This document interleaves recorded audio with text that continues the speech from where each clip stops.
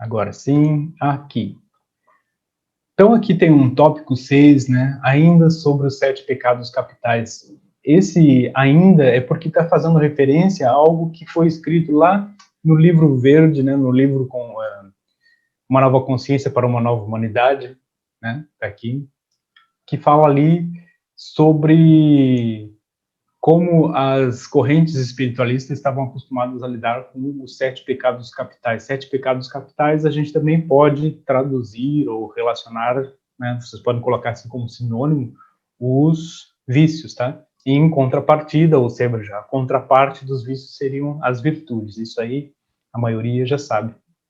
Aqui falava, então, que a maioria dessas escolas mais antigas, né, fossem religiões, escolas, né, grupos esotéricos, davam muita ênfase a mais ênfase nos defeitos, né, em analisar as características nocivas, né, e a fazer muita comparação. Será que eu já consegui eliminar isso? Será que eu já consegui eliminar aquilo, né? E às vezes isso alimentava ainda mais uma pressão exercida em relação a uma moral que muitas vezes seria inatingível, né? Ou seja, uma pressão por muito mais reprimir determinadas características ou até vícios, né, do que propriamente trazer à tona a resolução daquilo ali, ou encontrar os motivos reais por que aquilo se manifestava. Porque uma coisa é nós identificarmos uma característica nociva, seja um vício, né, ou aqui falando, né, um desses pecados capitais, que fica muito mais conhecida, né, eu vou listá-los aqui daqui a pouco. E outra coisa é nós entendermos por que, de fato, aquilo se manifesta mais em nossa vida. Que, por exemplo, assim, né, como uma característica ou como um vício, né? Uma pessoa pode ter a gula desperta, né? Mas por que ela precisa comer mais? Né? O que ela está querendo nutrir ou onde ela está querendo se proteger, ficando com mais peso, né? O que ela está querendo afastar, né? Então tem muitas nuances que só com a meditação mais profunda e a análise real dos motivos que nos levam a determinados comportamentos, do que propriamente reprimir algo e dizer assim, olha, não é correto fazer isso, né? Como era visado nessas práticas mais antigas, né? Vou dizer assim, antigas, porque isso não leva em consideração a resolução real da personalidade. Isso é algo interessante da gente sempre pegar e analisar.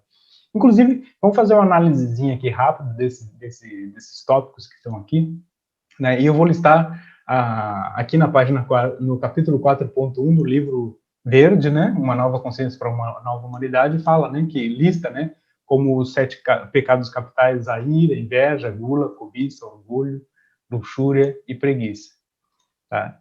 Lá bem no início do 4.1. Aqui nesse texto, eu listo um pouquinho, né? Eu listo um pouquinho aqui o que se define por esses termos, né? Por essas características ou vícios, né? Ou esses pecados capitais, como até a religiosidade aí costuma colocar, né? Então aqui a gente tem assim, eu espero que vocês estejam vendo bem isso aqui, vou aumentar um pouquinho. Ira, né, como a raiva excessiva por uma situação ou pessoa e que pode ser voltada contra si mesmo quando nos agredimos, quando nos agredimos como compensação por um problema profundo. É o rancor, o desejo de destruição. E em seu extremo oposto encontra-se a passividade e a complacência exageradas. Segundo, inveja. Deseja o que o outro tem, não se satisfaz consigo mesmo nem com sua vida. No extremo oposto entra a apatia e passividade, indiferença e desamor. Terceiro, gula. Apego ao mundo e ao excesso descontrolado. Sua contraparte pode ser, em casos extremos, a anorexia, a incapacidade de ingerir alimentos e o desgosto pela vida em si. Agora, aqui eu estou colocando, né, a definição geral e não a causa profunda disso em cada pessoa, porque isso cada caso é muito particular e precisa ser analisado. Mas com um embasamento assim, a gente pode localizar muitas coisas em nós mesmos, né? Isso que é interessante. Cobiça, que muitos grupos mais ortodoxos relacionam a gula pelo descontrole e o desejo pelo alheio. É também o ciúme ou em sentido oposto, o desgosto e a depressão. Então, vejam as contrapartes e as relações que a maioria das vezes a gente não faz, né? Orgulho, manifestado como arrogância, presunção, pode ter sua contraparte extrema, como excessiva passividade, falta de amor próprio, bajulação, servilismo. Tá? Luxúria, como identificação ao mundo material e ao prazer exagerado, por um lado, e, por outro, pode ser a perda da energia vital por uso excessivo ou por problema físico, como impotência e frigidez, e também a perda da identidade, resultando em desequilíbrio intenso. Preguiça, como negligência, procrastinação, aversão ao cuidado próprio e depressão. Tem sua contraparte na excessiva vaidade e no perfeccionismo excessivo, né, doentio, não o bom, né, não aquele de fazer as coisas boas. E aqui, para completar essa parte aqui, em outro aspecto, ou com uma definição mais ortodoxa, definem-se assim os pecados, que são aspectos negativos, né? Ou seja, os pecados, aspectos negativos, e as virtudes que correspondem aos aspectos positivos. Então, a soberba, humildade, avareza, generosidade, luxúria e a virtude, castidade, ira, paciência, gula, temperança, inveja, caridade, preguiça, diligência. Então, essas são as contrapartes. Agora, nós vamos além um pouquinho disso aqui. Nós analisamos essa parte e vimos, assim, óbvio, né, do resumo, nós vimos o seguinte, que é algo importante. Nós vimos que uma das bases que as escolas e as religiões e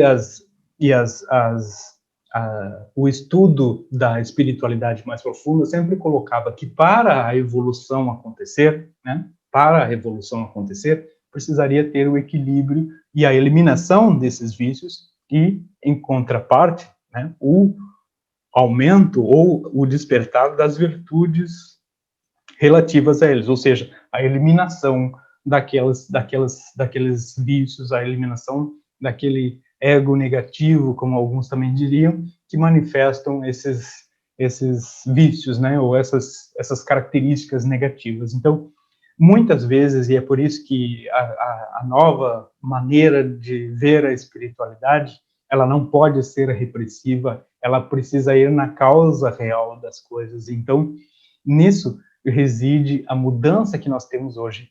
Claro que nós vamos analisar o que nós vamos analisar os extremos, né? Como a gente viu ali, uma coisa é ter um orgulho excessivo e outra coisa é o contrário, ter uma baixa autoestima, né? Que muitas vezes as pessoas fugiam, já falamos isso, fugiam da vida normal, da vida material comum, daquele conforto que poderiam ter e caíam na espiritualidade por terem um problema sério relativo à maneira como sobrevive ou de como sua vida foi moldada por traumas e frustrações. E não superando isso, acreditavam que, na verdade, tinham que seguir um caminho de abnegação, né, de entrega, de negação do material, o que, na verdade, é um desequilíbrio, né, e não uma espiritualidade profunda. Então, esses equívocos aí gerou uma geração de pessoas que, na verdade, não colocou o seu potencial todo à tona, né, à prova, e não colocou o seu potencial todo da espiritualidade mesmo no mundo e a serviço da própria espiritualidade. Agora, existe uma outra coisa que mesmo os mais assim estudiosos, mais eruditos nessa parte, né, e que gostam muito de falar sobre virtudes ou sobre o que é o bem e sobre o que é bom para todos, existe uma coisa que a maioria das pessoas não se dá conta, que elas muito alimentam vícios, não só em si, mas também nos demais e na própria comunidade, no próprio mundo como um todo. E vão me perguntar assim, mas isso é uma contradição, né? Eu jamais faria isso, alimentar um vício, alimentar algo que deveria não existir, né? Alimentar algo que precisaria ser de fato eliminado, que demonstra que as pessoas não têm o mínimo de ética, o mínimo de compreensão pelos outros, mas eu digo que sim. Eu digo que a maioria, mesmo dos que têm esse sentido de ética e de moral, alimentam, sim, muitos vícios sem o perceberem, sem se darem conta e, às vezes, até se dando bastante conta. Isso acontece muito quando nós nos entregamos a aceitar algumas condições que são impostas, né? Por exemplo, algumas situações de vida, né, relativo até a algumas profissões e algumas necessidades que nós temos. Né? Se nós analisarmos a nossa vida em sociedade e no mundo, muitas vezes alimentamos, sim, muitos vícios como, né, ou vícios ou enganos em si, né, nos outros, como forma de dizer que está tudo bem, que a vida está normal.